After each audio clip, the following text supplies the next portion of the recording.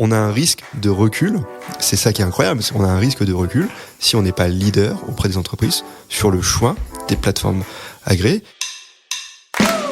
Bienvenue dans l'Accounting Business Club, le podcast dédié aux experts comptables et à l'écosystème comptable au sens large. Je suis Alexis Lama, votre hôte, et également le fondateur de Booster Digital, l'agence digitale dédiée aux experts comptables. Tout de suite, je vous souhaite un excellent épisode et je vous dis à très vite.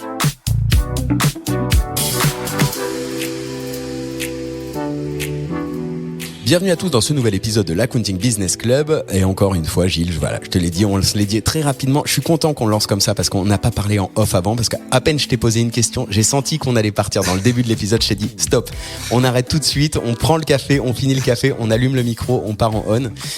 Gilles, je suis très heureux de te recevoir aujourd'hui pour plein de sujets. Premièrement, parce que t'es un expert comptable entrepreneur. Clairement, on va revenir. Je veux pas revenir sur ton parcours. T'as déjà fait un épisode de podcast sur le sujet qui est nickel et où on retrace tout. Je veux vraiment par contre qu'on revienne sur, ok, pour toi, c'est quand même avec toutes les acquisitions que tu as pu faire, partir de zéro sur ton cabinet, enchaîner les acquisitions, comment tu structures tout ça. Pourquoi ? Parce que dans les trois gros sujets de l'expertise comptable aujourd'hui, il y a premièrement la facture électronique et on va aborder le sujet.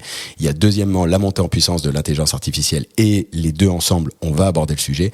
Et troisièmement, la financiarisation qui vient faire accélérer en fait la concentration. Et on pourrait se dire ouais, mais la concentration elle est que sur les gros cabinets. Tu vois, la semaine juste avant la diffusion de cet épisode, on a fait la diffusion avec l'épisode du groupe Numéris. Donc mine de rien, ça bouge. On avait eu le groupe Archipel aussi. On en aura d'autres qui vont passer d'ici plutôt 2026 dans les épisodes 2026. Donc tu vois, il y a tout ça qui bouge. T'as une vision 360. Tu connais très bien la profession. On va pas aborder le sujet de politique. C'est Gilles, l'expert comptable entrepreneur que j'ai là, mais je veux quand même que tu nous partages un max de tous ces sujets, avoir ton opinion sur tout ça. Est-ce que c'est ok pour toi le programme du jour ? Ça roule, c'est parfait. On y va ? Yes. Allez, c'est parti. Gilles, en deux mots, pour ceux qui ne te connaissent pas, parce que tu es très parisien dans l'approche, tu vois, je reviens de la Martinique et j'étais trop content parce qu'on m'a dit merci pour ton podcast, j'écoute là-bas. Donc, pour ceux qui ne te connaîtraient pas, qui es-tu en deux mots ? Oui, alors du coup, je m'appelle Gilles Bossigère, je suis expert comptable depuis 2016, associé dans un cabinet que j'ai fondé. On est une cinquantaine de personnes aujourd'hui et je suis très investi dans la vie institutionnelle de la profession puisque je suis également vice-président de l'ordre des experts comptables de Paris après avoir été président d'un des 3 syndicats de la profession pendant près de 4 ans. Ok. T'es plus président du coup Non, ça y est. J'ai quitté mon mandat de président d'Ensemble pour Agir. Je pense qu'on peut quand même le citer oui. En juillet dernier. Et c'est mon ami Laurent Benoudis qui a pris la suite. D'accord. Donc tu connais bien quand même tout ça. Qu'est-ce qui fait ? Alors franchement, là pour le coup c'est une vraie question. Je voulais pas rentrer sur la politique, mais je veux vraiment arriver dessus. Qu'est-ce qui fait qu'un jeune rentre dans les instances politiques dès le départ, alors qu'on pourrait se dire que il faudrait d'abord être au cabinet pour le lancer. Ça prend du temps, tu vois, tout ça. C'est clair. C'est une question qu'on me pose souvent donc j'ai du mal à structurer ma réponse. Donc ma réponse évolue à chaque fois que je donne des éléments. C'est vrai que moi je me suis inscrit à l'ordre en 2016 et en fait j'ai adhéré à un syndicat quasiment de suite parce qu'il se trouve qu'en 2016 c'était une année d'élection. Donc il y avait une campagne à l'ordre des experts comptables national et Paris. Et j'ai rencontré Laurent Benoudis que j'ai cité juste avant, qui faisait campagne pour être président de l'ordre. Il a gagné et c'est vrai que j'ai trouvé cette campagne très intéressante, c'était très motivant, très éclairant aussi parce qu'il y avait déjà des sujets qui arrivaient. Alors on parlait pas encore d'intelligence artificielle, mais il y avait quand même des thématiques essentielles. Et puis je pense que tous ceux qui ont goûté à la politique en fait l'ont fait parce que ils ont rencontré des gens, des amis.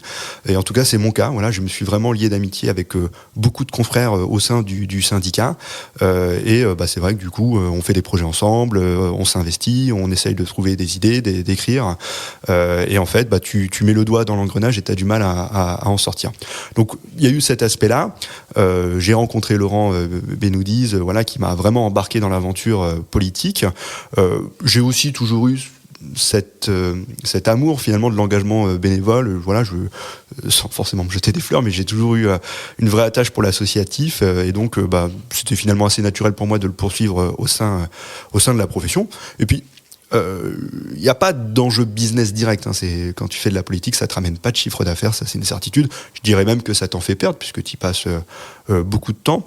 En revanche, tu acquiers une certaine vision stratégique pour ton cabinet, parce que tu as quand même une visibilité sur les grands mouvements de la profession. C'est vrai qu'on voit beaucoup de choses, on entend beaucoup de choses, et je pense que ça apporte quand même de la valeur dans la gestion et la stratégie de ton cabinet.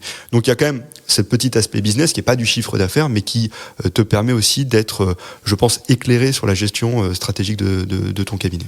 Et ça t'apporte quand même un peu de réseau, mine de rien, quoi, je pense. Ouais, bien sûr, ça t'apporte du réseau.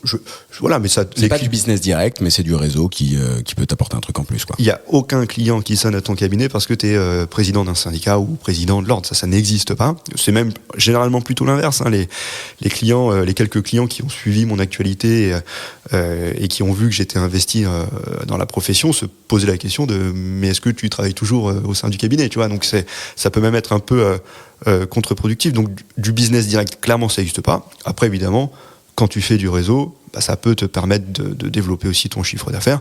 Mais au même titre que quand tu es dans un club de foot, voilà, tu te fais des copains, ça peut te ramener des clients à la fin. Bah, quand tu t'investis dans la profession, dans les instances, ça peut te ramener des clients, des mandats de commissaire aux comptes, etc. Je ferme la partie politique et sinon je vais ouvrir plein de portes et puis en vrai c'est vraiment pas ça qui m'intéresse particulièrement. Je vais revenir sur tu vois ton début de parcours j'ouvre la porte de la financiarisation. Ton début de parcours, parce que tu l'as dit, donc vous êtes 50 collaborateurs aujourd'hui, 4 associés, c'est ça? Exactement. Sur une création 2016, ça veut dire qu'en somme ça va un peu vite, quoi, que ça fait 9 ans maintenant, ouais. Mine de rien. C'est au début surtout où ça a été très vite. Donc tu vois, tout ce qui est financiarisation, comment t'en es arrivé à aussi vite? Comment tu t'organises en rachat de cabinet déjà au début? Et après, je voudrais savoir quelle est ta vision sur tout ce qui est en train de se passer à l'allure à laquelle ça va. Ok, bah écoute, il est vrai qu'on a peut-être été des précurseurs dans la financiarisation parce que quand on a créé le cabinet en 2016, on a fait en l'espace de 18 mois 4 ou 5 rachats de cabinets. Et juste pour revenir sur le principe, c'est ce que j'entendais dans le podcast, tu vois, c'est que de podcast de Florian Dufour, c'est que tu as 26 ans à cette époque-là? Oui. Parce que sinon, je sentais que tu allais aller un peu vite. Donc, tu as 26 ans à ce moment-là, ton associé a 25, oui. Et vous allez faire une levée de fonds pour acheter. À la base, tu te crées. Je reprends toute l'histoire, mais après, je te laisse revenir dessus, mais comme ça pose le contexte. À la base, vous associez, vous partez de zéro pour créer, tu as une opportunité de rachat, et là, tu te dis, vous dites, je vais faire une levée de fonds pour aller accélérer le rachat. Exactement. Donc c'est pour ça que je disais qu'on a été des précurseurs parce qu'on a levé à l'époque 1 million 2, je crois, sous forme d'obligation, donc auprès de Business Angel. Et on a fait cette levée de fonds parce que on avait cette volonté d'acheter vite et beaucoup, et que bah, évidemment à notre âge, on n'avait pas la possibilité de faire que en dette bancaire. C'était pas possible, les banques nous auraient pas suivis. Donc on a fait cette levée de fonds qui nous a permis de financer ces acquisitions, mais aussi d'être bien positionné dans les dossiers, puisque, faut le dire, hein, quand tu arrives face à un expert comptable qui vend son cabinet, tu as 10, 15, 20 acheteurs, et le fait d'avoir le cash déjà dispo et d'être en capacité de réaliser un deal en l'espace de quelques semaines, c'est clairement un avantage concurrentiel. Donc ça nous a aidé aussi, au-delà du financement, à nous positionner et à être plutôt leader sur les dossiers qui se présentaient à nous. Mais à ce moment-là, enfin tu vois, pour en discuter, tu vois, que ce soit avec Archipel quand il est venu ou avec Numéris quand ils sont venus, ils ont des expériences, tu vois, de M&A. Toi, à ce moment-là, tu as 26 ans, tu sors du cursus expert comptable, comment vous avez cette culture M&A, comment tu analyses les dossiers? Parce que ce que tu décris là, c'est un peu les process qu'ils ont aujourd'hui, quoi, avec juste plus de millions. Mais c'est un peu ça.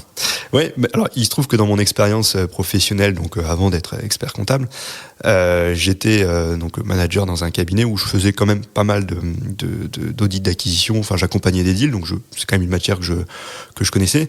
Et j'étais dans un cabinet qui lui-même avait racheté beaucoup de cabinets. Donc t'avais vu.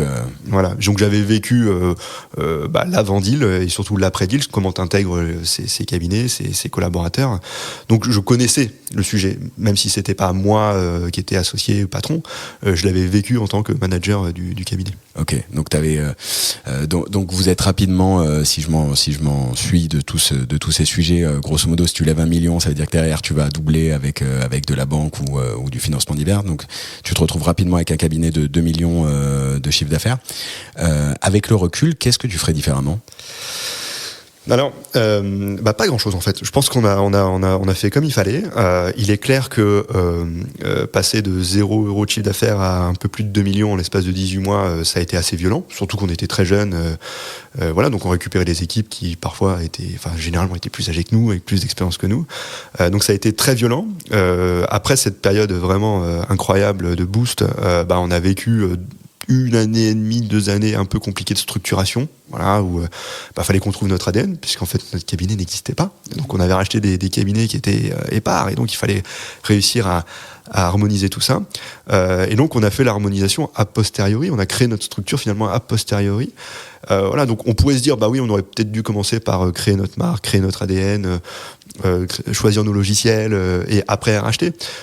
Mais je pense que ça n'aurait pas été possible d'aller aussi vite. Donc on a racheté beaucoup, on a passé 2 ans difficiles derrière à harmoniser. Et voilà, on a après changé de logique, c'est-à-dire qu'aujourd'hui, quand on rachète, là, on est vraiment dans l'intégration pure et dure. Mais je le ferai pas autrement, parce que je pense que ça a été la bonne méthode. Notre objectif, il était clair, c'était grandir vite, pour pouvoir structurer vite le cabinet. Se retrouver avec une vingtaine de collaborateurs, avoir des pôles de compétences, un pôle de paye, un pôle juridique, etc. C'était vraiment notre objectif. Et je pense qu'il n'y avait pas d'autre moyen d'y arriver aussi vite que de faire cette levée de fonds et de racheter massivement 4 ou 5 cabinets d'un coup. Ouais, en fait, ton projet, c'était d'atteindre une taille critique. Oui. Et une fois que tu as atteint cette taille critique, tu as commencé à structurer... Oui, absolument. On a choisi notre marque, on a choisi nos logiciels, on a déménagé, on a pris nos locaux, enfin on a vraiment tout fait après en fait. Ah, c'est intéressant comme logique, plutôt que de partir ex nihilo et prendre 1, 2, 3 ans pour structurer et après potentiellement chercher. Et en même temps, t'as comblé, tu vois, parce que souvent quand je discute avec des jeunes, ils me disent ouais mais je vois pas de dossier, ou les dossiers je passe pas dessus, ou s'ils vendent à d'autres, surtout en ce moment où il y a une tension assez forte, je dirais, à l'avantage des cédants. Et du coup moins des jeunes, mais vous en fait le fait d'avoir fait la levée, ça te permet de structurer direct et de dire ok, j'arrive avec une taille critique même sur les rachats de dossiers, quoi. Oui, clairement, c'est-à-dire que je le redis, hein, quand tu arrives face à un vendeur et que tu as le cash dispo et que tu peux closer le deal en 3 semaines, t'es positionné, c'est clair, parce que le vendeur il a envie que l'opération se fasse, il veut pas prendre de risques sur des clauses suspensives de financement, donc t'es clairement en position de leader. Après, je pense que c'était il y a 9 ans, je pense que le contexte a évolué. Aujourd'hui, quelqu'un qui voudrait reproduire ce qu'on a fait, je ne suis pas, à notre taille en tout cas, je ne suis pas sûr que ce soit possible. L'arrivée des fonds, on va certainement en parler un peu plus, mais a clairement changé la donne. Enfin, aujourd'hui, il y a une bataille terrible sur les dossiers à la vente. Donc il y en avait déjà pas beaucoup il y a 10 ans, mais alors aujourd'hui, des dossiers à la vente sur lesquels tu peux te positionner comme acheteur indépendant, c'est très compliqué. Nous, aujourd'hui, on est une 50aine, on nous propose encore des dossiers. On est systématiquement en concurrence avec des gros cabinets ou des cabinets financiarisés. Et on a déjà du mal, nous, à notre taille. Alors quand t'es tout seul, jeune, expert comptable, avec pas forcément beaucoup de sous, je pense que c'est très compliqué. Donc ce qu'on a fait il y a 10 ans, je suis pas sûr que ce soit possible de le refaire aujourd'hui. Je pense qu'en tout cas, il y a une telle tension actuellement et qui va durer certainement quelques années, le temps que les fonds se calment, que je suis pas sûr que ce soit la bonne stratégie ou celle qui sera la plus facile à réaliser en tout cas. Ok. Tu dirais quoi là, un jeune qui se lance maintenant ? Alors, je vais pas dire aux gens de pas acheter alors que c'est ce que j'ai fait pendant 9 ans. Tu vois, j'en ai acheté beaucoup des cabinets, donc je vais pas leur dire de pas le faire. Je pense que c'est difficile, qu'il faut donc commencer il faut plutôt prioriser la création de ta marque, de ton ADN, de trouver ta spécialisation, la typologie de clientèle qui te parle, et peut-être aujourd'hui privilégier le ex nihilo. D'accord. Après, évidemment, te positionner auprès des courtiers, faire du réseau pour éventuellement avoir une opportunité d'achat. Mais je pense que c'est difficile. Franchement, je pense que c'est difficile d'en avoir. Le contexte a bien évolué, quoi. Les prix sont en train de flamber. Enfin, c'est compliqué. Tu vois, je suis même pas sûr avec l'augmentation des prix des cabinets que tu puisses le financer avec de la dette bancaire. Parce qu'à un moment donné, la banque peut pas te suivre sur une période trop longue. Donc, je conseille je dis pas aux jeunes de pas le faire, mais je pense qu'il faut qu'ils considèrent que ce sera une opportunité, une chance qui va se présenter à eux, et il faut donc qu'ils évoluent autrement, qu'ils créent leur marque, leur réseau, éventuellement aussi peut-être qu'ils envisagent de s'associer dans des cabinets de taille moyenne, puisque bon, c'est vrai qu'aujourd'hui se lancer avec Nilo c'est quand même pas évident. Mais ça peut aider de s'associer, d'être plusieurs, pour pouvoir même faire des rachats, hein, d'ailleurs. Hein. Voilà. Donc, je dis pas aux gens ne n'achetez pas, je dis juste qu'aujourd'hui ça me paraît compliqué. Quand t'es vraiment jeune expert comptable, t'as une telle concurrence sur les dossiers, tu peux pas miser toute ta stratégie business sur le fait que tu vas racheter un cabinet parce que c'est entre guillemets improbable, ou en tout cas la probabilité n'est pas très élevée que tu y arrives à court terme. Et du coup, pour toi, tu vois, si par rapport à toute cette financiarisation, donc là, tu arrives quand même sur une taille critique. Sans rentrer dans les chiffres, mais si je m'en tiens au ratio, on va dire que tu dois faire entre 5 et 6 millions d'euros de chiffre d'affaires, entre 5 et 7, comme ça, je te fais une grande fourchette. T'es en phase, justement, en plein dans les fonds. Si toi, tu veux continuer ta croissance, tu vas avoir ta croissance organique, mais j'imagine que tu dois quand même être encore un peu à l'écoute de certains dossiers. Comment tu vois ton développement, toi, dans les 5 prochaines années ?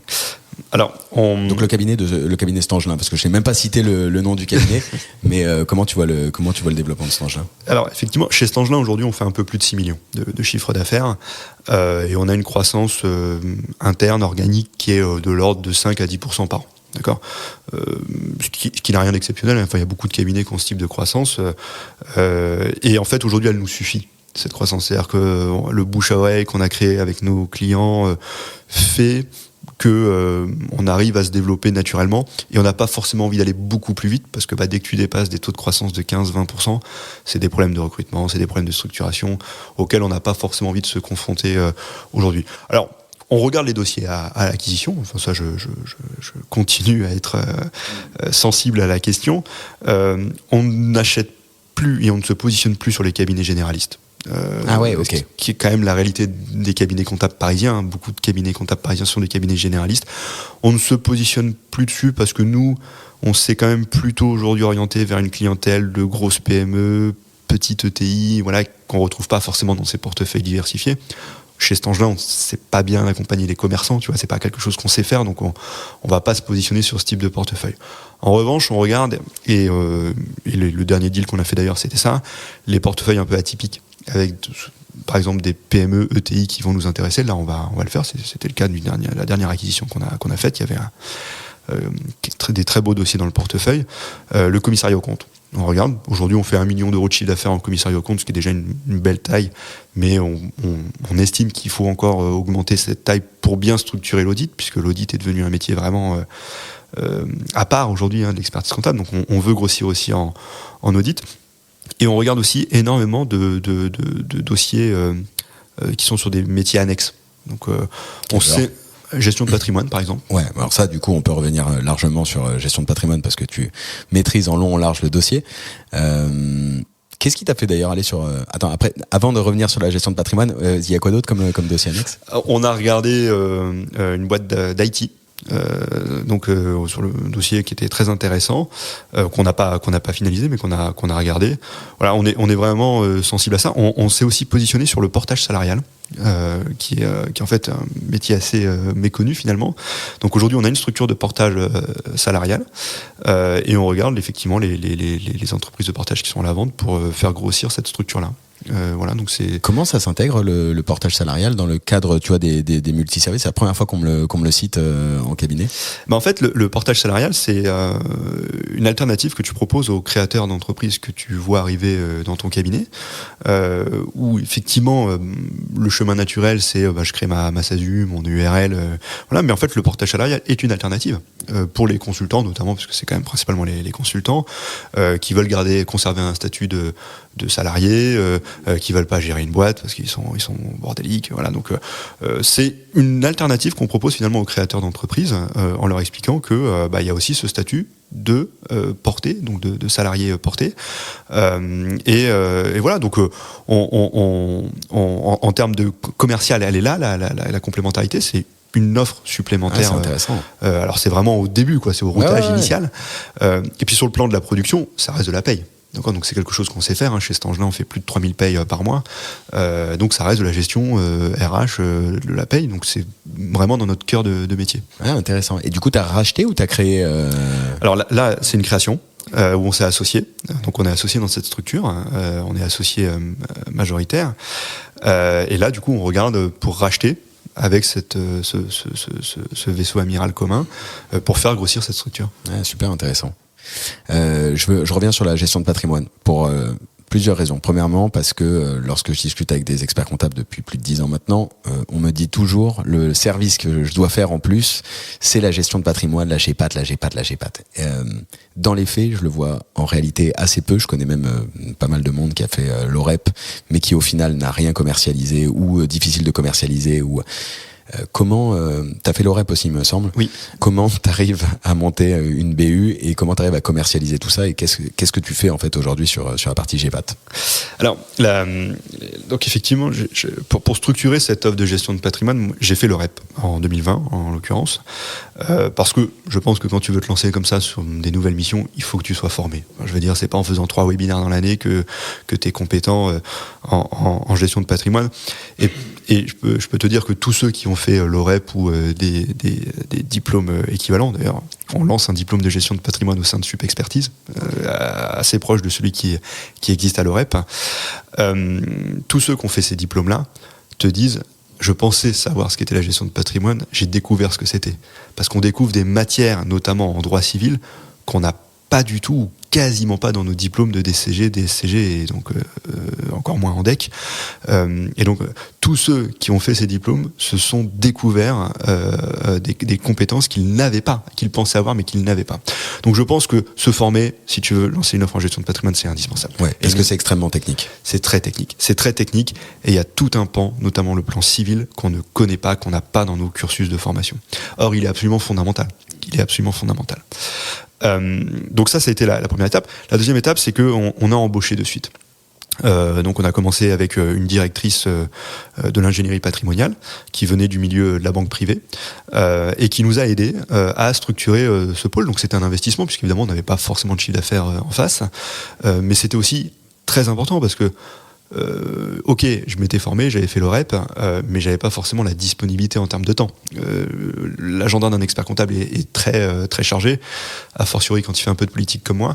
Et donc on voulait avoir une ressource à temps plein au cabinet pour nous aider à structurer. Donc elle nous a beaucoup aidé. Elle est partie, on l'a remplacée. Aujourd'hui, on a 2 personnes à temps plein sur la gestion de patrimoine.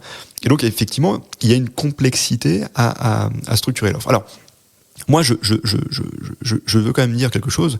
Il y en a beaucoup qui ont fait l'OREP ou des diplômes équivalents et qui n'ont pas créé d'offres patrimoniales, qui n'ont pas d'équipe patrimoniale. Mais c'est pas grave parce que en réalité, ils ont intégré en eux des compétences qu'ils apportent à leurs clients au quotidien. Parce qu'il y a une forte complémentarité entre l'expertise comptable et la gestion de patrimoine. Et pourquoi est-ce qu'il faut faire de la gestion de patrimoine ? Parce que la majorité des clients des cabinets d'expertise comptable, ce sont des indépendants, des très petites entreprises où, honnêtement, tu vas pas leur parler de consolidation IFRS. Tu vois, ça n'aurait pas trop de sens. Tu vas leur parler de comptabilité, mais tu leur sors 3 chiffres et ça suffit. Tu vois, ça sert à rien de leur sortir des états financiers détaillés sur 40 pages, ça ne les intéresse pas. Tu n'apportes pas de valeur ajoutée à ces tout petits clients. Tu vois, l'indépendant qui est tout seul dans sa SASU, il veut juste connaître sa trésor, tu vois, c'est le seul truc qui l'intéresse. Et optimiser lorsqu'il se fait du bénéfice. Exactement. C'est-à-dire que le besoin de ce client-là, le besoin de cet indépendant, c'est quoi ? C'est pas d'avoir un beau bilan comptable, c'est d'optimiser sa fiscalité, son patrimoine. Donc, si tu veux continuer à être expert comptable compétitif sur ces dossiers-là et qu'ils aillent pas sur des plateformes automatisées, tu es obligé de leur apporter ce conseil patrimonial. Et donc beaucoup d'experts comptables qui ont fait l'OREP et qui disent ouais, mais moi j'ai pas réussi à structurer mon offre patrimoniale, en réalité peut-être qu'ils s'en rendent pas compte, mais ils l'ont intégré dans leur offre d'expertise comptable et c'est indispensable. Demain, avec l'automatisation, on va parler de la facturation électronique, de l'IA, tu ne pourras pas vendre à un consultant en SAS de la comptabilité, il faudra que tu lui vendes ce conseil patrimonial. Alors après c'est dur, c'est très dur de structurer une offre quand tu veux vraiment avoir une offre patrimoniale pure et dure. C'est dur déjà parce que notre réglementation est quand même assez stricte. Les experts comptables n'ont pas le droit de toucher de commission. Or, la commission est quand même inhérente au business model de la gestion de patrimoine. C'est très compliqué d'avoir un modèle de gestion de patrimoine exclusivement en honoraire.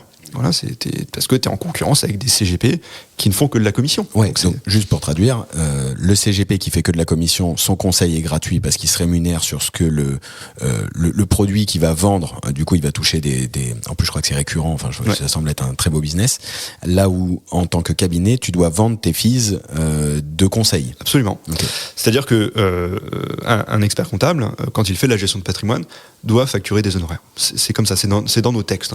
Les experts comptables ne peuvent être rémunérés que sous forme d'honoraires. Tu te retrouves en concurrence avec des CGP, ce qui est une profession immense. Il y a évidemment les banques, mais tu as aussi les CGP indépendants. Aujourd'hui, tu as des très très grosses maisons en GP, puisque c'est une profession qui s'est concentrée de manière extraordinaire. Et tout cela offre du conseil patrimonial gratuit, parce qu'ils ne facturent pas d'honoraires, mais qui en fait est rémunéré par les commissions que nous n'avons pas le droit de percevoir chez les experts comptables. Donc c'est compliqué, hein. C'est vraiment délicat de monter des offres patrimoniales au sein de notre profession, parce qu'on a cette réglementation qui nous contraint. Et finalement, les cabinets qui ont monté des très gros pôles de gestion de patrimoine, ils l'ont souvent fait dans des filiales. J'allais te demander, ouais. Voilà, c'est ça. Des filiales qui ne sont pas inscrites à l'ordre. Ce qui est parfaitement légal, attention, c'est tout à fait autorisé. Le problème, c'est que ça n'est possible que quand tu as une certaine taille de cabinet, parce que créer une structure dédiée, l'oriacer, avoir tous les agréments, etc., c'est quand même assez lourd. Et puis tu dois surtout avoir un dirigeant de cette structure qui n'est pas expert comptable. D'accord ? Parce que quand bien même la structure n'est pas inscrite, la société n'est pas inscrite à l'ordre des experts comptables, si le dirigeant est expert comptable, il doit se soumettre à sa réglementation et donc ne pas toucher de commission, ce qui n'a pas de sens. Donc évidemment, seuls les gros cabinets, les grosses structures, ou les structures moyennes, on va dire, ont cette possibilité de créer une filiale dédiée avec un manager, un dirigeant non inscrit à l'ordre. Mais pour les petits cabinets, les petites structures, c'est beaucoup plus compliqué d'aller vers cette démarche. Enfin, voilà.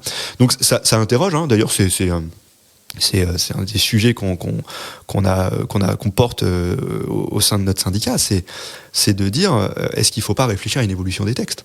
Parce qu'il y a une forme de discrimination entre les gros cabinets qui peuvent structurer des filiales non inscrites et les petits cabinets qui ne peuvent pas se le permettre. Donc c'est une vraie réflexion à mener, l'autorisation des commissions. Et c'est sûr que si on les autorise demain, ça facilitera le développement de la gestion de patrimoine. Voilà. Donc après, pour revenir, parce que je suis un peu digressé, mais pour revenir sur la gestion de patrimoine chez Stangelin, donc on a aujourd'hui une offre purement en FIS, clairement. On a des partenaires pour tout ce qui est produit, voilà, sans rétrocession d'ailleurs, on a des partenaires sur les produits, et donc on facture des missions de conseil sur du pacte Dutreil, sur l'optimisation de la rémunération, sur du bilan patrimonial, comment je prépare ma transmission, ma succession, l'analyse des contrats, des régimes matrimoniaux. On fait évidemment de l'impôt sur le revenu, de l'impôt sur la fortune immobilière, avec les déclarations. Voilà, on accompagne sur ces types de missions de conseil et facturé donc sous forme d'honoraires. Donc si je résume, l'importance en fait de la gestion de patrimoine, ça commence déjà très tôt au final, la gestion de patrimoine.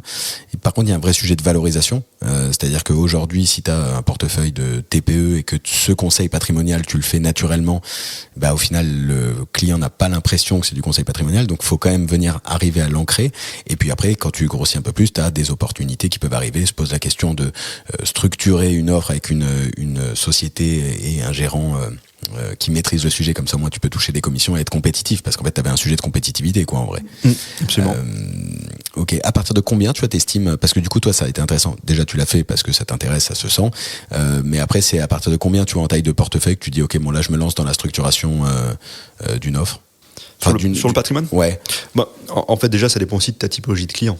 Tu vois, le cabinet qui serait spécialisé dans les CSE et les associations, même s'il a 1000 dossiers, ça va être compliqué de vendre de la gestion de patrimoine à des clients qui sont pas et puis des clients qui sont pas entrepreneurs en fait.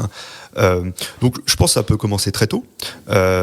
Si tu peux intégrer cette gestion de patrimoine dans ton offre expertise comptable, dans ton fameux forfait. Voilà, c'est aussi ce qui te permettra de vendre plus cher que les plateformes en ligne. Ouais, ça te permet de te différencier, quoi. Et après, nous, ce qu'on a fait chez Stangelin, c'est que, évidemment, quand les clients nous appellent, on leur donne du conseil, parce que ça fait quand même partie de la valeur ajoutée des cabinets, de donner du conseil. Mais il y a clairement un champ de mission qui est défini et qui, lui, fait l'objet d'une facturation à part.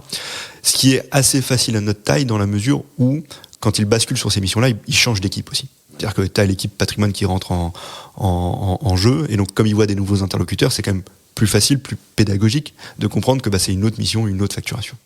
Stop. Instant de vérité, votre marque, elle existe ou elle existe? La différence entre les deux, on l'a transformée en méthode chez Booster Digital. Alors pour passer d'invisible à incontournable, vous savez ce qu'il vous reste à faire. Téléchargez notre guide, c'est offert et c'est en description de l'épisode. Et maintenant, on y retourne. La financiarisation, est-ce qu'on a fait le tour? Je réfléchis parce que là, on a digressé sur les services complémentaires et ça m'intéressait. Mais tu vois, sur un cabinet de ta taille, tu regardes encore des dossiers, tu es en face des fonds qui vont vite et en même temps, tu es quand même dans la taille exacte de ce que beaucoup de fonds, en tout cas plateformes d'expertise comptable regardent. Comment tu vois toi aussi ta concentration, tu vois, parce que les cabinets de ta taille en face sont en train de se concentrer aussi. En tant que dirigeant d'une structure de cette taille, comment tu vois l'avenir des 5 prochaines années? C'est hyper intéressant parce que, tu vois, on est 50. 50 personnes il y a 3-4 ans, ça faisait un cabinet de taille moyenne, un beau cabinet. Voilà. Ouais. Aujourd'hui, à la même taille, t'es un petit cabinet. La concentration, au-delà de la financiarisation d'ailleurs, la concentration de la profession est absolument phénoménale. On a des cabinets qui ont atteint des tailles monstrueuses, qui sont plus gros que les big. Tu vois, on parle toujours du Big Four, mais en fait aujourd'hui, t'as des cabinets d'expertise comptable franco-français qui sont plus gros, tu vois, et qui visent le milliard de chiffre d'affaires. Donc on a effectivement tous ces acteurs qui apparaissent. Tu disais, on est dans la cible des fonds. Alors évidemment, je suis très transparent là-dessus. Il se passe pas une semaine sans qu'on soit contacté chez Stangelin par un fonds. Et on a même eu une réflexion avec mes associés. On est 4 associés. On en a parlé parce que on n'était jamais insensible à une tendance aussi forte. Et donc, on a choisi de rester indépendant. Voilà, c'est une décision qui a été prise, qui peut évoluer dans le temps. Je le dis au cas où on ressort ce podcast. Mais l'avantage, c'est que c'est enregistré, tu vois. En 2025, en plus, j'ai une tradition parce que j'ai reçu pas mal de monde qui a vendu sa boîte après. Donc après, je refais un post, tu vois, pour dire OK, il a vendu, il est passé, il a vendu. On est en 2025. Voilà. En 2025, on a fait ce choix d'être indépendant. Déjà parce qu'on est jeune. Voilà, on a 35 ans à peu près tous les 4 associés. Et on s'est dit c'est un peu tôt pour rentrer dans un système de fonds avec un premier tour aujourd'hui, c'est-à-dire un deuxième tour quand on aura à peu près 40 ans. Donc tu survis jusqu'à 45 ans, ça fait voilà. On aurait 50 ans, on aurait peut-être réfléchi un peu plus, sincèrement. Donc on a plutôt choisi de rester indépendant, voilà, ce qui n'empêche pas évidemment les sollicitations nombreuses des fonds qu'on écoute toujours avec intérêt. Et évidemment, il faut avoir une stratégie, c'est-à-dire que quand le marché se concentre, et il se concentre, c'est une réalité, il se concentre, si toi tu veux rester un acteur indépendant, il faut que tu te positionnes sur une stratégie claire. Donc on réfléchit actuellement, avec mes associés, on était d'ailleurs en séminaire cette semaine tous les 4, sur comment on va continuer à se différencier face à ces mastodontes. D'accord ? Alors, se poser cette question, c'est aussi se poser la question de pourquoi cette concentration ? Qu'est-ce qui fait que comme ça, en l'espace de quelques mois finalement, il n'y a plus de limite, tout le monde se fait racheter, tout le monde se concentre. Il y a des regroupements qui s'opèrent même entre cabinets de taille moyenne. Pourquoi cette concentration ? Alors, est-ce que c'est l'arrivée de l'IA, la facturation électronique, la peur et les confrères qui veulent capitaliser ? Peut-être, c'est possible. C'est possible que certains se disent je capitalise aujourd'hui, je fais mon cash out et comme ça, si jamais ça se passe mal, pour ça, tu veux dire pour les cabinets qui vendent, ouais. Pour les confrères qui vendent ou qui rentrent dans des projets. Oui, ouais. Absolument. Je pense que la peur peut être un des moteurs. Voilà. La peur n'étant pas une critique, elle peut être légitime. Et effectivement, il faut peut-être avoir peur de ce qui va se passer. Après, il y a aussi, je pense, un essoufflement de beaucoup de cabinets face aux problèmes RH. Les problèmes de recrutement, qui évidemment, comme dans beaucoup de professions, le problème numéro 1 des cabinets. Et donc, ils se disent, en rejoignant une structure plus grosse, on va être plus attractif, on va aussi déléguer les problèmes de recrutement à des services RH.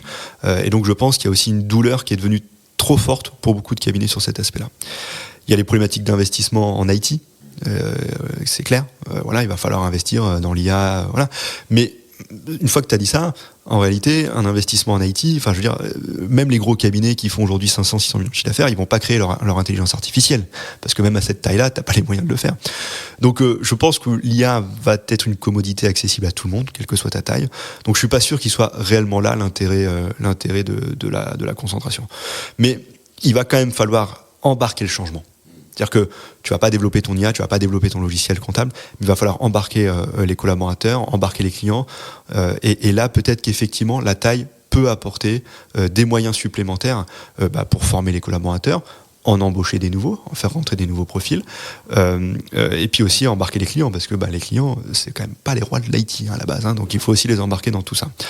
T'as la problématique des métiers connexes. On parlait de la gestion de patrimoine. Je l'ai dit, c'est vrai que si tu veux vraiment développer la gestion de patrimoine, il y a une certaine taille critique à atteindre. Je discutais il y a 15 jours, à l'issue d'un repas un peu arrosé, avec un garçon absolument brillant qui est très connu dans le milieu de la gestion de patrimoine et qui accompagne actuellement un groupe d'expertise comptable qui se concentre, qui aujourd'hui doit faire 30 millions de chiffre d'affaires.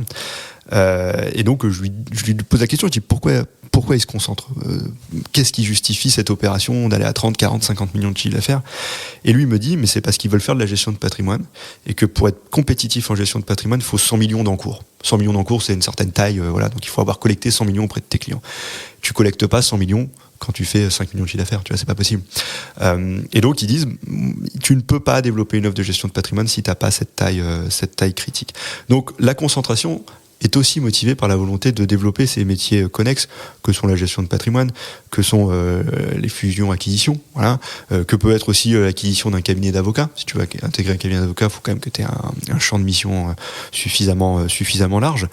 Et donc je pense que ça, c'est un des vrais moteurs, la nécessité de diversifier les métiers. Donc voilà, on se dit les raisons qui poussent la concentration, qui du coup est le nouveau territoire devant nous, sont celles-ci. Donc chez Stangelin, comment on fait pour combattre tout ça? Bon, on va pas faire 100 millions d'encours en gestion de patrimoine, c'est pas réaliste, sauf à se dire qu'on le fait avec d'autres cabinets, ce qui peut être une alternative évidemment.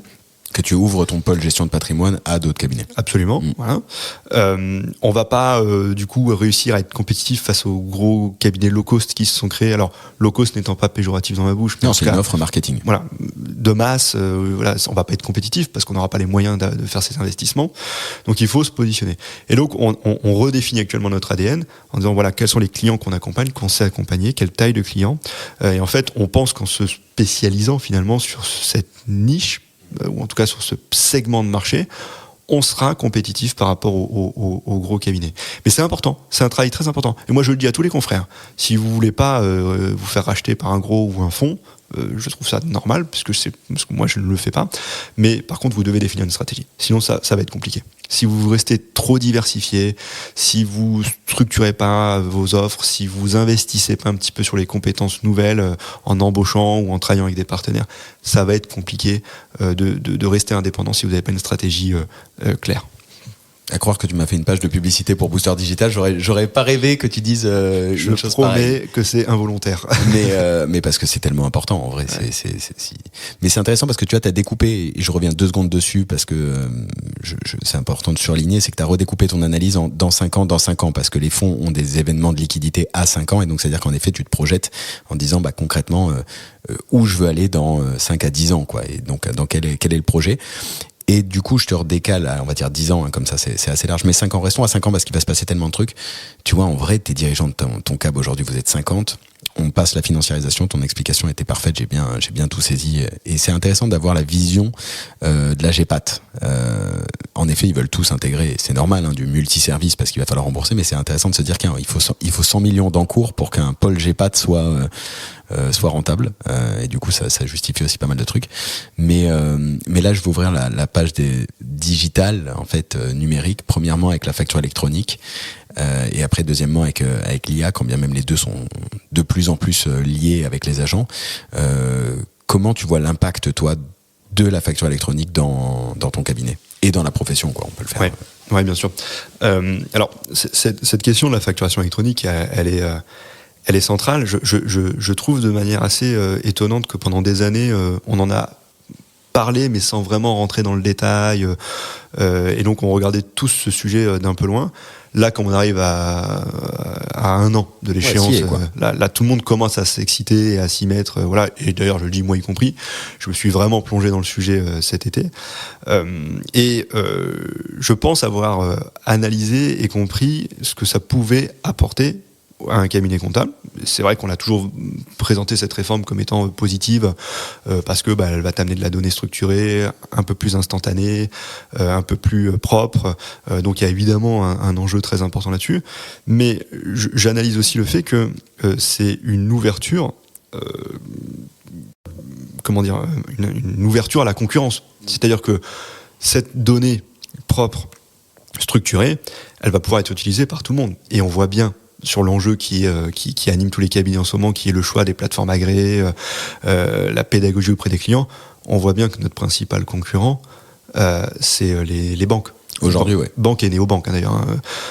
Les banques sont à fond sur ce sujet-là parce que c'est un enjeu qu'elles estiment comme étant vital pour elles. Cette facture électronique qui va permettre de structurer la donnée, permettre de structurer la comptabilité, elle est un vrai levier de développement pour les cabinets, et moi c'est le discours que je tiens chez Stangelin auprès des équipes.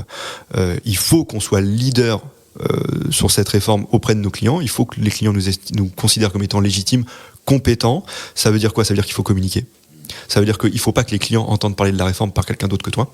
C'est-à-dire si le banquier l'a appelé avant toi, t'as déjà loupé la première bataille. Tu vois. Donc c'est à toi en tant qu'expert comptable ou collaborateur d'en parler à tes clients. Donc c'est ce qu'on est en train de faire chez Stangelin, je peux le dire, je suis très transparent là-dessus. On appelle 100% des clients. J'ai pas dit 99%, j'ai dit 100% des clients avant la fin de l'année. On leur fait une visio de présentation de la réforme concrète sur c'est quoi la facture électronique, et on se contente pas du schéma en Y. On leur met vraiment concrètement c'est quoi une facture électronique, qu'est-ce que ça va changer dans ta boîte, etc. Parce qu'on veut être vu comme étant légitime et compétent, ce que nous sommes évidemment, mais la communication elle est fondamentale. Si tu communiques pas, tu peux être le meilleur technicien du monde, le meilleur comptable du monde. Si tu communiques pas, le client il te verra pas forcément comme étant légitime, et si son éditeur ou sa banque s'est positionné, tu perdras le flux. Et c'est là où l'enjeu il est absolument fondamental pour Stangelin et pour la profession en général, c'est que cette facture électronique, je comprends aujourd'hui qu'elle porte un risque énorme, c'est la désintégration des comptabilités. C'est-à-dire qu'on s'est tous fatigués, on a tous investi depuis 10-15 ans sur le fait d'avoir des outils connectés, intégrés pour océriser les achats, faire en sorte que ça se déverse automatiquement dans la comptabilité, pour justement essayer d'avoir une comptabilité un peu fraîche, un peu réelle, en temps réel.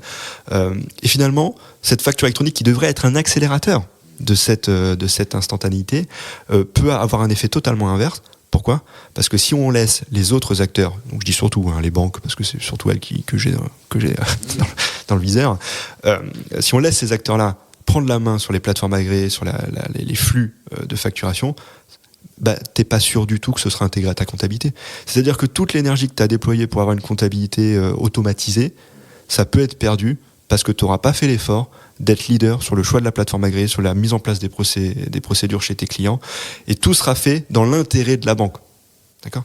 Toi, tu vois vraiment les banques arriver ? Autant ouais. On voit Conto. Voilà, Conto, ils sont, tu vois, tu parlais de communication, etc. Depuis, je pense depuis mars, je reçois des notifications que je trouve même plus la croix pour la fermer, la notification. C'est, marketingment parlant, c'est très fort. Mais à chaque fois que j'en discute, tu vois, on me dit les banques, tous les confrères me disent non, mais en fait, une banque, elle y arrive pas, quoi. Ah, je partage pas du tout cette analyse. Pour le coup, alors Conto, clairement, ils sont une agressivité absolue sur le sujet. Tu parles de la fameuse fenêtre quand t'arrives où tu dois choisir la plateforme agréée. Ah ouais. Je trouve plus la croix, moi. Je sais plus. Ils sont trop forts. J'ai même appris qu'ils te filaient une prime de 20 balles si tu choisissais leur plateforme agréée. Enfin, un truc de fou. C'est un client qui m'appelle, qui me dit tiens, Conto vient de me filer 20 balles. Je dis ah bon. Je dis pourquoi ? Et donc il me transfère le mail. Vous avez choisi la plateforme agréée. Machin. Bon, c'était incroyable. C'est fort. Bravo. En fait, pas de... Mais les banques traditionnelles aussi. Alors, elles n'ont pas toutes réussi à développer ou à acheter des plateformes agréées. Donc, il y en a qui sont en difficulté, mais il y en a d'autres, on peut le citer, parce qu'en l'occurrence, c'est le CIC et le Crédit Mutuel, qui sont très, très, très, très agressives, qui ont développé, alors je ne sais pas s'ils l'ont développé ou acheté, mais une plateforme agréée, et qui fait une communication très forte auprès des clients. Et évidemment, il y a un vrai risque, parce que le client, quand tu lui expliques que Les factures d'achat vont arriver sur ton espace bancaire, que pour les payer, tu n'auras plus qu'à faire un clic parce que tu seras directement sur ta banque. Il y a une forme de confort pour le client. Mais c'est une désintégration de la comptabilité parce que la plateforme agréée de la banque ne sera pas forcément connectée à ton logiciel de production comptable. Il est même très probable que ce ne soit pas le cas. Oui, parce qu'ils vont pas vouloir jouer le jeu, quoi. Quand bien même on soit dans un monde d'ouverture totale, si c'est la banque et qu'elle veut récupérer l'ensemble des flux avec tout le business qui court derrière, elle peut te dire bon, non, je veux pas le faire, démerde-toi, quoi. Il n'y a aucune obligation que les plateformes agréées se déversent dans les logiciels comptables. Ça ne fait pas partie du cahier des charges. Elles doivent communiquer entre elles, les plateformes agréées. Mais il n'y a aucune obligation qu'il y ait des API qui soient développées entre tous les logiciels comptables et les plateformes agréées. Donc, tu as une centaine de plateformes agréées aujourd'hui qui vont être agréées a priori par l'administration. La très grande majorité ne sera pas reliée à nos outils de production. C'est-à-dire qu'il faudra qu'on revienne au temps ancien, on va chercher des fichiers d'export tout pourris, qu'on réimporte. Enfin, on a un risque de recul. C'est ça qui est incroyable, on a un risque de recul si on n'est pas leader auprès des entreprises sur le choix des plateformes agréées, mais pas seulement le choix, c'est la mise en place des procédures sur comment ça fonctionne dans ton entreprise, les aider à former leurs propres employés, voilà, parce que les employés des entreprises vont devoir aussi adopter cette réforme. Si on n'est pas leader, on va désintégrer les comptabilités. Et moi, je pense que ça, c'est le risque numéro 1 pour les experts comptables. Le risque numéro 2, c'est quoi ? C'est évidemment l'arrivée de l'intelligence artificielle. Parce que cette donnée propre, qui est encore plus propre qu'aujourd'hui, c'est évidemment le terreau parfait pour développer l'intelligence artificielle. Voilà, qui est déjà brillante, hein, c'est bluffant ce qui se passe. Hein. Mais c'est un terreau parfait. Et il y a un événement très important qui est intervenu dans la profession. En mai dernier, en mai 2025, l'Ordre des experts comptables de Lyon, en l'occurrence, a perdu son procès contre Indy. Indy, qui est un acteur de comptabilité digitale non inscrit à l'ordre. Tout à fait. Et j'ai reçu comme ici même dans le même fauteuil que toi. D'accord. Voilà, je n'ai jamais eu la chance de le rencontrer. Je lui ai déjà demandé. On n'a jamais eu la chance d'échanger parce que moi je ne suis pas contre Indy. Ils existent et il faut tenir compte de leur offre. Mais donc l'ordre les avait attaqués en exercice illégal en disant tu ne peux pas vendre des prestations de comptabilité sans être expert comptable. Et Indy a gagné le procès parce que le juge dit la comptabilité telle qu'elle est définie dans la prérogative d'exercice, c'est de la tenue avec un élément intellectuel, choix du compte, etc., et un élément matériel, c'est-à-dire passer manuellement l'écriture comptable. Or, Indy ne fait pas de saisie comptable. Indy donne des conseils, dit aux entrepreneurs qui utilisent leur logiciel, tu devrais le passer comme ça dans le logiciel, utiliser tel compte, etc., les amortissements, c'est comme ça, etc. Ils ne font que donner l'élément intellectuel, le conseil. Et le conseil comptable, c'est un truc de fou, n'est pas dans la prérogative. C'est-à-dire qu'on a un monopole, une prérogative sur la saisie comptable, la tenue comptable. L'enregistrement comptable, mais pas sur le conseil comptable. C'est quand même un truc de dingue. D'accord ? Et donc cette jurisprudence, elle est très structurante, parce qu'évidemment, tous les éditeurs aujourd'hui qui hésitaient, qui voulaient pas trop, ils savaient pas quelle était exactement la zone grise, la zone noire, aujourd'hui, ils ont une position jurisprudentielle qui est extrêmement claire. À partir du moment où tu mets un peu d'IA et que tu ne fais que du conseil aux utilisateurs de ton logiciel, tu ne fais pas d'exercice illégal. Ça aussi, c'est un autre acteur qui arrive, les éditeurs. Tu vois, je parlais des banques, mais il y a aussi les éditeurs qui vont arriver. Indy en étant un, et d'autres pouvant probablement arriver. D'accord ? On voit bien que quand on va racheter Regat, c'est pas du tout innocent. Ils ont raison, c'est leur stratégie, ils le font. Et il faut vraiment avoir conscience de ça. Donc la facture électronique, c'est vraiment, je pense, c'est le plus gros sujet de la profession. Tu vois, j'interviens au niveau de l'ordre des experts comptables de Paris sur ce sujet. C'est moi qui m'en occupe. Enfin, je fais partie de ceux qui s'en occupent en tout cas. J'anime des webinaires sur le sujet pour expliquer aux experts comptables comment ça fonctionne, parce que c'est un sujet en fait finalement éminemment technique. Technique, pas informatique, technique, voilà, sur comment ça fonctionne en termes de flux. Et je vois que les cabinets commence à rentrer dedans, mais il y a un petit retard à l'allumage quand même. Et donc là, il est urgent que tout le monde s'y mette, tous les experts comptables s'y mettent, parce qu'on a plus que 11 mois devant nous. Tu vois, il faut en parler aux clients, il faut qu'on soit légitime, il faut qu'on soit leader sur cette réforme.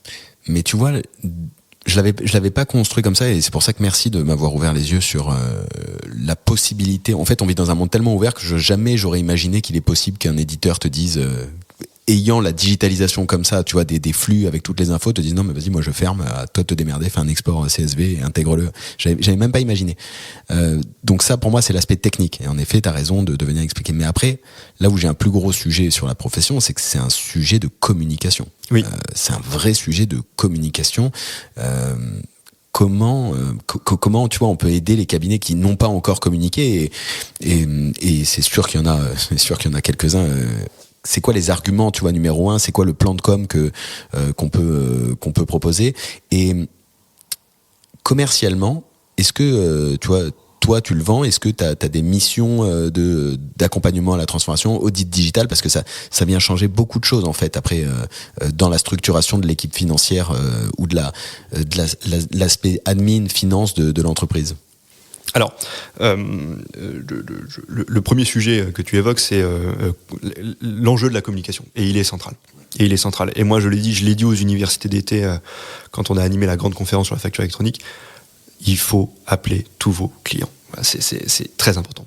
Et alors, quand je dis ça aux experts comptables, ou d'ailleurs quand je l'ai dit à mes collaborateurs chez Stangelin, souvent ils me font la même réponse, c'est « Ah oui, mais s'ils me posent une question à laquelle je ne sais pas répondre ». Oui, c'est sûr, c'est une réforme qui est en train de se construire, qui évolue, où même nous, quand on pose des questions à Bercy, ils n'ont pas forcément les réponses à tout. Hein, d'accord. Il y a toujours chez les experts comptables et les collaborateurs comptables cette peur d'être pris à défaut. Mais en fait, je vais vous dire un truc, les entrepreneurs, ils sont encore plus loin que nous sur la réforme. Ils n'ont absolument rien compris à la réforme. Quand tu leur expliques une plateforme agréée, etc., ils en sont pas du tout là. C'est-à-dire que c'est caricatural, mais la plupart sont encore sur l'idée que ce soit un PDF. Voilà, donc j'espère que tous les experts comptables ont compris que c'était pas le cas. Et pour les plus avancés, ils ont juste compris qu'ils allaient devoir prendre un logiciel de facturation. Mais l'histoire de la réception, etc., ils ont rien compris. Donc, avant qu'ils te prennent à défaut, sachant que toi t'es quand même en avance sur lui, avant qu'il te prenne à défaut, t'as pas de risque. Donc il faut quand même se former. Voilà, c'est pour ça qu'à l'Ordre des experts comptables de Paris, on fait ces webinaires qui sont, je le dis, disponibles en replay. Parce que c'est une réforme technique qui va plaire aux experts comptables, parce que les experts comptables sont des techniciens. J'en suis un, d'accord, c'est pas péjoratif dans ma bouche. Et on aime la technique. Et c'est une réforme technique sur laquelle on est bon, on est meilleur que les commerciaux des éditeurs, on est meilleur que là-dessus. Donc il faut se former, il faut apprendre, il faut comprendre comment elle fonctionne cette réforme. On n'aura pas les réponses à tout, mais tu seras tellement plus compétent que les autres, que tes concurrents et banques et éditeurs. Il n'y a aucun risque d'être pris à défaut par le client. Donc il faut se jeter à l'eau, il faut en parler au client. Et quand il y a des questions qui arrivent et auxquelles tu sais pas répondre, tu lui expliques qu'on va étudier le sujet. Et c'est là où tu peux vendre une mission. Alors, avant de parler des missions à vendre, je peux même donner un exemple. Un des gros clients du cabinet a une activité très particulière. Il gère de la propriété intellectuelle pour le compte de tiers. Mais ils ont plusieurs types de mandats, occultes, opaques, etc. Enfin, c'est assez juridiquement complexe. Évidemment, quand je vais commencer à leur en parler, ils m'ont dit oui, mais comment ça marche pour nous ? Et là, tu dis, ah oui, attends, parce que c'est quand même une boîte qui est à peu près unique en France, tu vois. Donc, comprendre comment elle fonctionne, c'était assez complexe. Et donc, je leur ai dit, on va étudier, on va regarder le sujet. Et en fait, l'idée qu'on a eue, c'était d'aller rencontrer la SACEM, qui est donc la boîte qui gère les droits d'auteur pour les artistes. Pourquoi ? Parce qu'ils ont exactement le même modèle économique. Ils gèrent des droits pour le compte d'eux. Et donc, je me suis dit, on va voir la SACEM. Ça va, les mecs, c'est une boîte de 2000 personnes, ils doivent être bien là sur le sujet. Avec beaucoup de juristes, normalement c'est bien cadré. Ça doit le faire. Bon, on les a rencontrés, ils ont été très sympas d'ailleurs, parce que le sujet les intéressait aussi évidemment, hein, c'était important de croiser les... Bon, ils n'étaient pas plus avancés que nous. Tu vois, alors je te parle de ça il y a 6 mois peut-être. Hein. Et donc c'était très intéressant parce que cet échange a permis déjà de développer des premières pistes, mais tu te rends compte que même une boîte comme la SACEM était assez loin du truc, tu vois.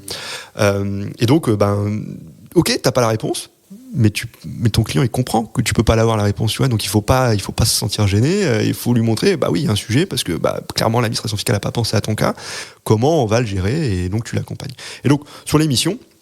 Alors nous, pour les petits clients où en fait il n'y a pas d'enjeu de process majeur, où en fait il suffit de leur mettre une plateforme agréée, leur expliquer comment elle fonctionne, on le fait gratuitement. Ok. Voilà. Et tu leur dis, prends ma PA, quoi, grosso modo. Par rapport à ton secteur d'activité, enfin par rapport à ta boîte, ton organisation, je te recommande de prendre ma PA. La seule chose qu'on fait, c'est collecter ce fameux mandat par lequel elle te mandate pour choisir la plateforme agréée. D'accord ? Parce que je le redis, il faut avoir la main sur la plateforme agréée. C'est absolument fondamental. Et on le fait gratuitement. Quand bien même, et ça je le dis aussi, nous-mêmes ne savons pas encore sur quelle plateforme agréée nous allons être. J'allais te poser la question. Voilà, c'est que là, ça veut dire que tu appelles tous tes clients, tu leur parles de la réforme, sans pour autant avoir fait le choix final de laquelle tu vas prendre. Je fais même mieux que ça, je leur montre une plateforme agréée. Ok, donc, tu montres laquelle ? Full, je peux le dire, parce que c'est notre outil de production. Donc on leur montre comment elle fonctionne. Alors, étant entendu qu'évidemment aujourd'hui, elle n'accueille pas de factures électroniques, puisqu'il y en a très peu en circulation. Mais bon, on a simulé un dossier, on leur montre comment ça fonctionne. On leur montre ce que c'est concrètement, parce que c'est important aussi de voir ce que c'est concrètement. C'est mieux que le schéma en Y, hein. Ça parle beaucoup plus aux clients. Donc on leur montre, et on leur dit, ce sera peut-être celle-ci. C'est notre outil de prod, voilà. Mais ce sera peut-être une autre. Voilà, parce qu'on est en train de regarder les autres plateformes agréées. Mais peu importe, c'est-à-dire que le client, tu lui as expliqué que tu avais compris la réforme, etc., et tu lui dis, t'inquiète pas, je vais choisir en temps voulu, quand tout sera bien arrêté, quand tout sera bien connu, il te fait confiance. 100% de nos clients nous ont signé le mandat, honnêtement. Enfin voilà, et ils ont compris. Et tu gardes la main, en fait, le message, c'est que tu gardes la main. Il faut garder la main, c'est fondamental. Sinon, tu désintègres ta comptabilité. Alors sur les dossiers plus structurés, où il y a quand même des problématiques de process achat, des ERP en interne, là on propose des missions, parce que là c'est une vraie mission de conseil. Tu vois, tu peux pas débarquer avec ta plateforme agréée standard. Non, là il va falloir vraiment bosser. Il y aura de la formation. Là on vend des honoraires. D'accord, mais c'est pas la majorité des clients. La réalité des TPE, c'est que t'as pas de problématique de droit, t'as une seule personne qui valide les factures, donc une plateforme agréée standard est largement suffisante. Donc, mais tu gardes la main dessus, tu peux la valoriser, mine de rien, parce que ça va leur faciliter la vie, mais tu décides de leur offrir, quoi, grosso modo. Oui. C'est un peu comme ça qu'on pourrait la packager. Parce que c'est stratégique. Ouais. Oui, parce que tu analyses, et c'est là où c'est intéressant de revenir, j'insiste, mais parce que c'est quand j'ai un truc qui m'allume une lumière, j'insiste toujours, c'est que si tu perds la main sur ça, potentiellement, la personne qui aura, la banque, on va dire, parce que c'est eux qui ont vraiment un vrai intérêt à couper les liens, pour récupérer derrière tout l'argent lié au flux, te coupe la main dessus, et toi, tu vas être désorganisé sur ta prod, quoi. Et donc, tu vas perdre tous les gains de production que tu pourrais avoir. Moi, ce que je sais comment ça va se finir, c'est-à-dire que si le client a pris la plateforme agréée de la banque, il va être super content, parce qu'elle sera certainement super bien d'ailleurs, la plateforme agréée. Et s'il n'y a pas d'appui avec le logiciel de compta, il va dire au collaborateur, à mon collaborateur, il va lui dire tiens, je te file des codes et tu iras chercher toi-même. C'est un retour en arrière colossal.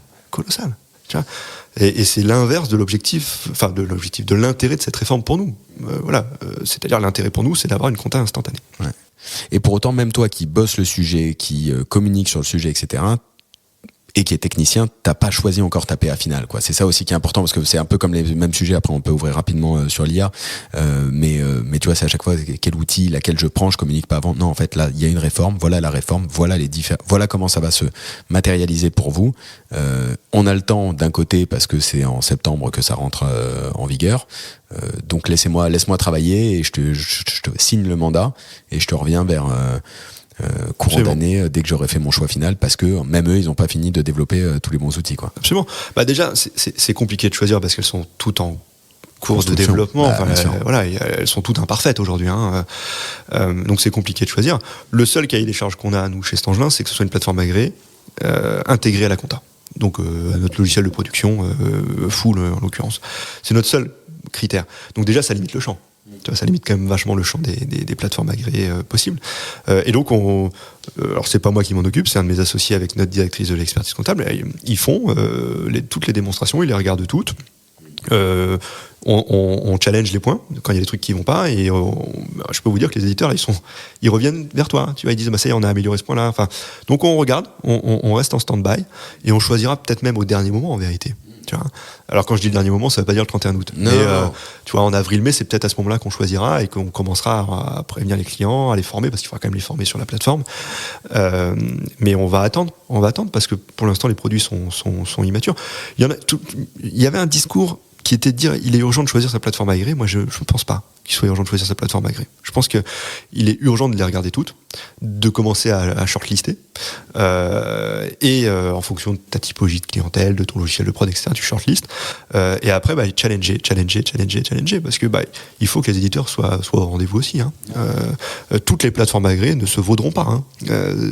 Il y a certains cahiers des charges communs, mais elles auront plein de spécificités, donc elles ne se vaudront pas toutes. Affaire à suivre donc de très près. Et donc tu disais sur l'ordre de Paris, il y a du contenu, ça doit être sur la chaîne YouTube ou un truc comme ça. Ouais, tout à fait. Ouais, à chaque fois. On a 2 types de formats. On a les ateliers de la transformation. Ouais. Oui, j'ai vu sur la saison prochaine, c'est que ça d'ailleurs. Que ça. Que la facture électronique. Donc ça, c'est des formats d'1h30 qui sont plutôt des formats, je dirais, stratégiques. Voilà, comment tu gères ça d'un point de vue commercial, en termes d'organisation dans ton cabinet. Donc ça, c'est plutôt Virginie Roitman, la présidente de l'Ordre, qui s'en occupe.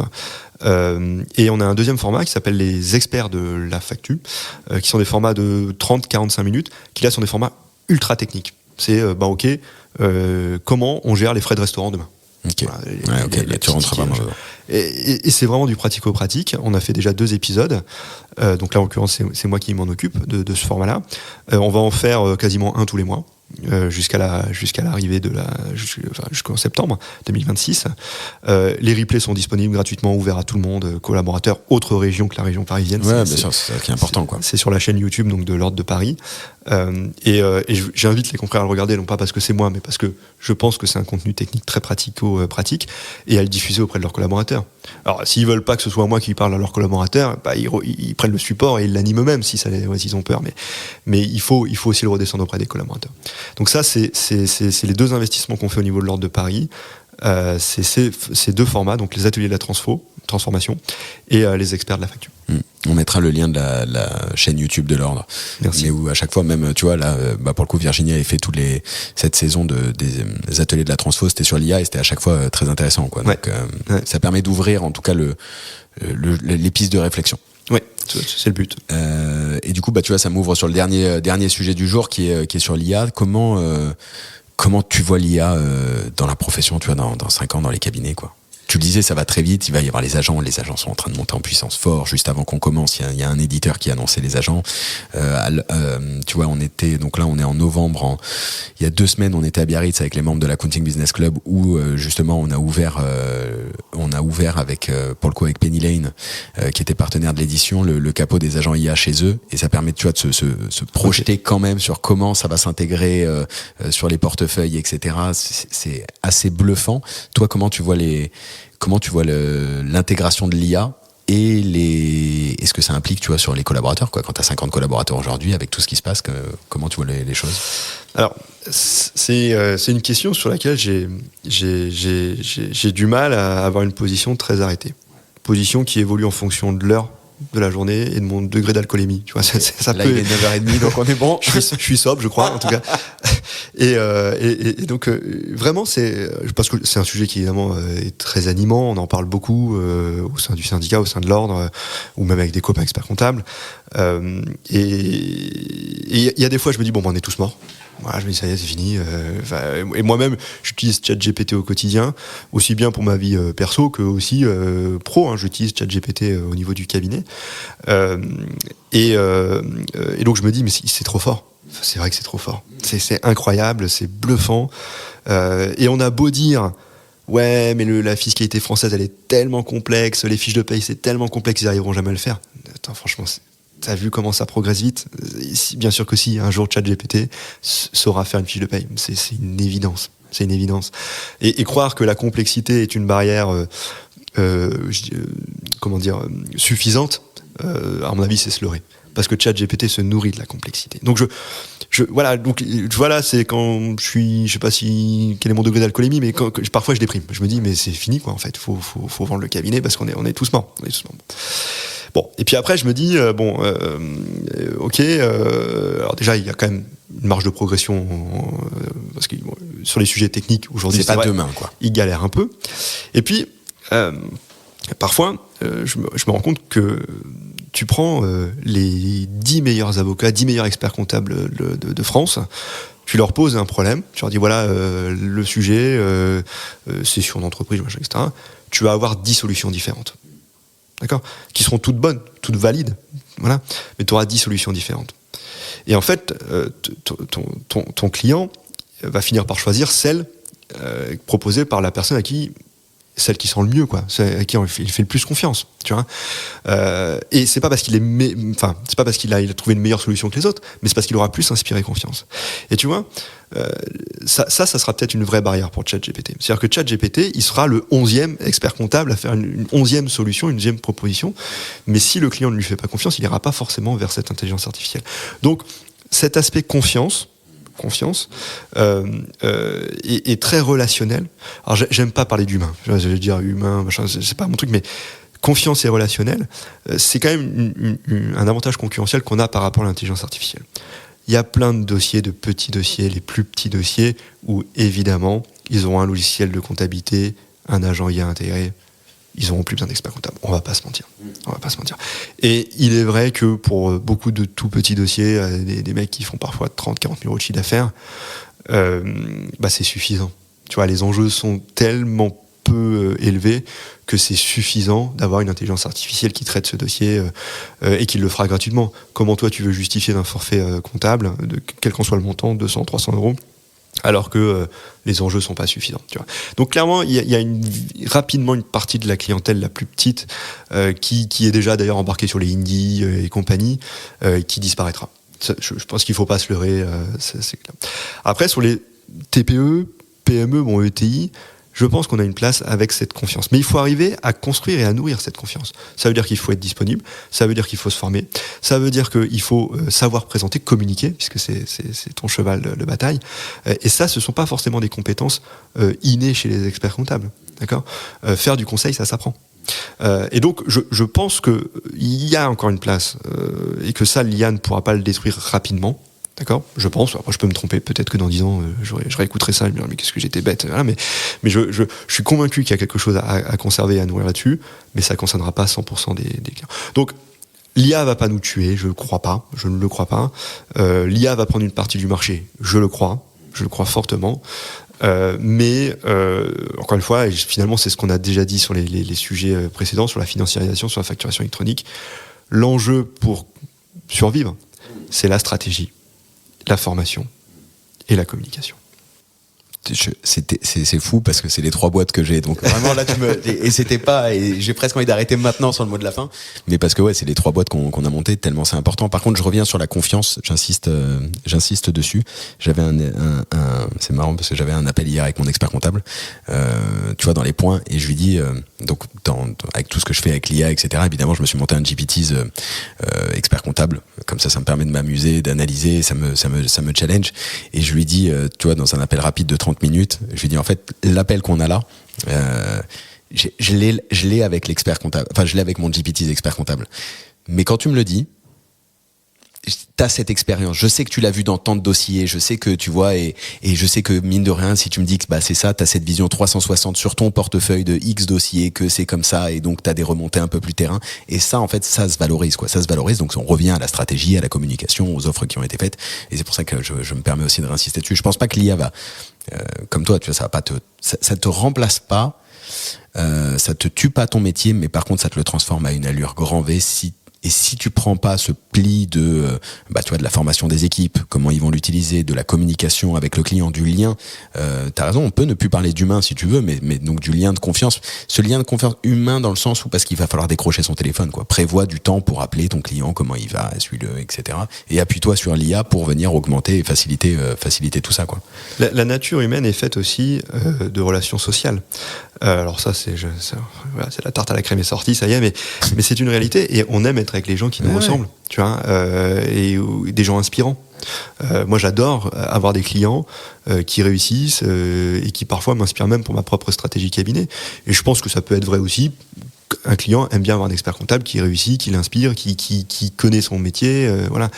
Et donc, ChatGPT ne ressemblera jamais à un humain, par définition. Donc, c'est ça qu'il faut réussir à développer.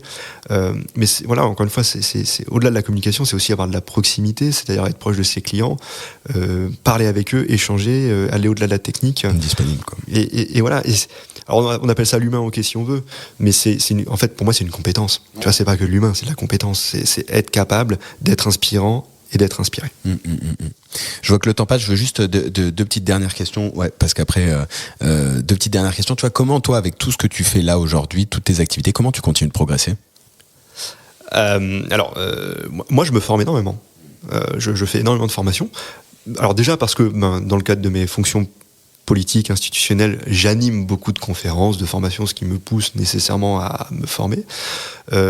Au sein du cabinet Stangelin, ma fonction aujourd'hui, c'est quand même d'être un référent technique. Donc on a un cabinet qui fonctionne très bien, je pense très bien, où les managers sont très autonomes et portent le cabinet. Mais par contre, mon engagement moral, je dirais, vis-à-vis d'eux, c'est d'être toujours disponible quand il y a des arbitrages à faire, quand il y a des sujets techniques. Voilà. Donc j'arrive à concentrer et à focaliser mon activité professionnelle sur l'acquisition de compétences. Voilà. Donc ça veut dire aussi que c'est ma nature qui est comme ça, c'est que moi j'aime pas trop le récurrent, le machin, la routine. Moi j'aime bien me mettre en difficulté, et voilà. Donc c'est inhérent à ma personnalité et à mon mode de fonctionnement, finalement, d'être en permanence en train de me former, de lire. Je lis énormément, voilà, les magazines techniques, les jurisprudences, j'en lis beaucoup. Et voilà, et c'est ce qui fait, je pense, ma force et ma compétence au sein du cabinet. Donc voilà, pour progresser, c'est ça qui, en tout cas sur le plan technique, qui le permet. Et je le dis, l'investissement dans les institutions me pousse aussi à me former, parce que je reçois énormément de questions des confrères, donc j'essaye d'être bon dans les réponses. Voilà. Ça, c'est la progression technique. Là, sur la partie progression en termes de management, de stratégie, et bien encore une fois, l'engagement dans les institutions me permet d'avoir cette vision stratégique, d'échanger avec des confrères qui ont réussi. Enfin, j'ai rencontré des cabinets incroyables qu'on connaît peu d'ailleurs, qui communiquent pas. Mais on n'imagine pas. Enfin, la richesse de la profession comptable, la diversité des cabinets, elle est vraiment hallucinante. Et c'est toujours enrichissant. Tu vas pas forcément refaire le même cabinet qu'eux, mais ils t'ouvrent les chakras. Voilà. Et donc ça, c'est ce qui me permet aussi de progresser et de me dire, mais c'est possible de faire ça. Ou alors lui, il a fait ça, mais ça me donne l'envie de faire ça. Tu vois. Et donc ça, c'est ce qui me permet aussi de progresser. C'est d'écouter, d'échanger énormément avec d'autres confrères, d'autres cabinets. Ok. Est-ce que tu aurais une ressource à partager, tu vois, alors peut-être pas forcément technique, parce que la Revue française de comptabilité, j'imagine que tous les auditeurs sont abonnés et c'est un vrai plaisir de la lire. Non, mais tu vois, un livre, un podcast, un truc qui t'a permis de t'augmenter une lecture. Tu vois, là, dans le dernier épisode qu'on a diffusé avec Numéris, ils m'ont donné un livre qui s'appelle De mémoire scaling, un truc comme ça, qui a été rédigé par une personne de chez PayPal ou je sais plus quel fintech. Bref, je sais que je l'ai commandé direct et je l'attends je l'attends direct, justement, sur comment tu viens augmenter, comment tu viens faciliter ton management. Est-ce que tu aurais une ressource comme ça que je puisse lire cet été, ou l'été prochain plutôt, parce que là j'ai tellement à lire. Alors il y a un livre qui est passionnant, c'est L'enseignement de l'ignorance par Jean-Claude Michéa. C'est donc un livre qui doit avoir au moins une trentaine d'années, je pense, parce que je l'ai lu quand j'étais très très jeune, et qui en fait est assez précurseur et révélateur sur l'évolution du rapport de l'humain à la compétence. Okay. D'accord. Et donc en fait, c'est une thèse, c'est assez compliqué. Ouais, c'est pas le livre que je vais lire. Okay. Voilà, c'est pas joyeux, c'est pas un truc. Voilà. Mais il te présente l'évolution sur le rapport entre le système tel qu'il est fait à une époque où l'intelligence artificielle n'existait pas encore, et la facilité avec laquelle tout le monde a intérêt à aller vers l'ignorance. Et donc comprendre les mécanismes de cette facilité, de la destruction de la réflexion, etc. Te permet aussi de le combattre. C'est d'autant plus d'actualité aujourd'hui, quoi. Ouais. Quand tu vois avec tout le faux qu'on peut créer avec l'IA. Alors c'est un livre passionnant, un peu polémique, je te le dis. Et pas facile à lire. Voilà, il faut s'accrocher. Il est pas très épais, mais si je dois te conseiller une lecture, c'est celle-ci, parce que à chaque fois que je le relis, ce qui m'arrive peut-être tous les 4-5 ans, je me dis, mais qu'est-ce qu'il est d'actualité, et tu vois, je me dis, j'ai envie de le relire maintenant à l'ère de l'intelligence artificielle. Ok. Eh ben écoute, on met le lien en description aussi, et je vais le commander dans la foulée. J'adore commander les livres. Après, normalement, dans l'autre pièce, j'ai toute une bibliothèque avec tous les livres qu'on m'a cités, et il reste plus qu'à trouver le temps pour les lire, quoi. Gilles, merci beaucoup. Pile à temps. Est-ce que tu veux rajouter quelque chose? Non, merci de l'accueil. C'était vraiment très sympa comme exercice, et on a abordé vraiment des thématiques qui me tiennent à cœur. Financiarisation, facture électronique, donc passionnant. Ouais, et à mon avis, on ressortira les bandes de cet épisode dans 5 ans pour voir ce qui s'est passé, mais on est en train de vivre une transformation qui est quand même radicale, quoi. C'est phénoménal. Et ça s'est accéléré en quelques semaines. il y a eu ce point de départ en janvier avec l'annonce de Ridge, KPMG qui vend à un fonds sa branche expertise. Et là, enfin, c'est phénoménal. C'est tous les jours. La profession est en train de se transformer. Ouais, et du coup, c'est aussi une des raisons du podcast, tu vois, mais c'est que j'ai l'impression que ça se transforme tellement vite. Enfin, tu vois, tu l'as dit, t'as Ridge depuis janvier. Entre-temps, il y en a 6 ou 7 déjà qui sont sortis. Je pense qu'il y en a d'autres qui sont pas encore sortis. Tous les cabinets, tu vois, moi, le signal faible, c'est que les cabinets de 50-100, avant, je te parle de ça il y a 2 ans, tu vois, il y a 2 ans quand j'ai changé, on me disait non mais ça va, tout roule et tout, et maintenant c'est plus ok, qu'est-ce que t'en penses, qu'est-ce qu'on fait, on m'appelle chaque semaine pour me proposer de me racheter ou de racheter, et tout ça fait que naturellement, montée de facture électronique, intelligence artificielle, changement des attentes collaborateurs, difficulté de recruter et tout, je pense que dans 5 ans... Oui, les mentalités sont en train d'évoluer, et tu citais Mathieu Luneau d'Archipel, je pense que c'est lui que tu as reçu, que je connais très bien. Enfin, on a longuement échangé sur son projet. Ce qui est quand même incroyable, c'est qu'aujourd'hui, c'est un acteur très important de la profession. La dernière fois que je l'ai croisé, il me disait entre 30 et 40 millions de chiffre d'affaires. Donc, en fait, en 6 mois, il a fait un cabinet 5 fois plus gros que le mien. Tu vois, c'est un truc de fou. Et en fait, c'est devenu un acteur reconnu de la profession. Il faut quand même rappeler que Mathieu Luneau n'est pas expert comptable. Ouais. C'est quand même incroyable.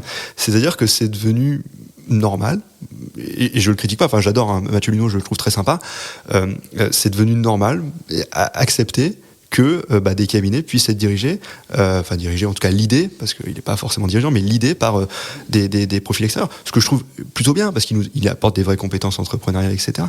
Mais ça montre à quel point les choses ont évolué vite. Parce qu'il y a 1 an, 2 ans, tu disais il y aura des cabinets lidés par des personnes qui ne sont pas experts comptables. Tout le monde dit c'est impossible. Et là, c'est devenu un acteur connu et accepté en tant que tel. Je trouve ça positif. C'est pas une critique. Non, bien sûr. Ça change le marché, quoi. Parce que c'est un garçon brillant qui apporte quelque chose à la profession. J'en suis convaincu. Mais je le dis parce que ça montre à quel point les mentalités ont évolué très vite dans notre profession. Ouais. Et tu vois, c'est pareil sur Numéris, quand tu prends Guillaume et Vladimir, c'est 2 profils qui ne sont pas experts comptables et qui pourtant apportent une structuration à des groupes, tu vois, que ce soit Archipel, Numéris ou les autres, qui ont une ambition de rentrer dans le top 10 à 10 ans, quoi. Et tu te dis, ok, ils n'existaient pas, et pourtant, ils seront, nul doute que par différents mécanismes, ils seront dans le top 10. Et d'ailleurs, petite page promo pour la grande journée de l'innovation de l'Ordre de Paris qui aura lieu le 20 novembre, il me semble. En tout cas, un jeudi. C'est ça, le 20 novembre. Ouais, jeudi 20 novembre, dans lequel j'anime la table ronde de clôture, la conférence de clôture, où il y aura Archipel, donc Mathieu, il y aura Guillaume de Numéris, et il y aura Kerogo Finance. Ouais.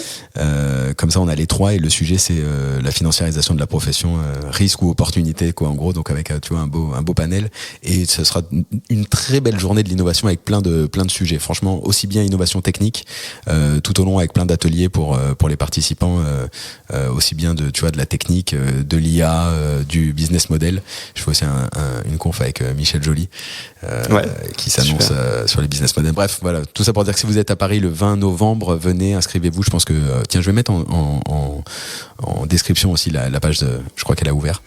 Enfin bref, voilà, plein de sujets passionnants. Gilles, merci beaucoup, merci de m'avoir ouvert les yeux. Tu vois, j'adore ces épisodes où je prends un truc où je me dis waouh, putain, j'avais pas vu le truc de la facture électronique à ce point. Tu vois, pour moi, c'était un non-sujet, tellement ça me semblait évident que ce soit ouvert, mais en fait non, tu peux avoir des acteurs qui vont te dire non, mais je vais pas l'ouvrir. Ce sera la majorité. Ouais, et en plus tu penses que ce sera la majorité. Bon, là je vais rouvrir je remets une pièce alors que tu dois penser. Gilles, merci beaucoup encore, merci pour ton temps, c'était un vrai plaisir, et j'ai hâte de suivre la suite. Tu reviens ici quand tu veux, tu es ici chez toi. Merci Gilles. Merci beaucoup. À très vite. Salut. Tiens, j'y pense d'ailleurs, je vous ai pas dit, mais si cet épisode vous a plu, partagez-le au plus grand nombre, mettez 5 étoiles, et moi je vous dis à très vite pour un prochain épisode. Ciao, ciao.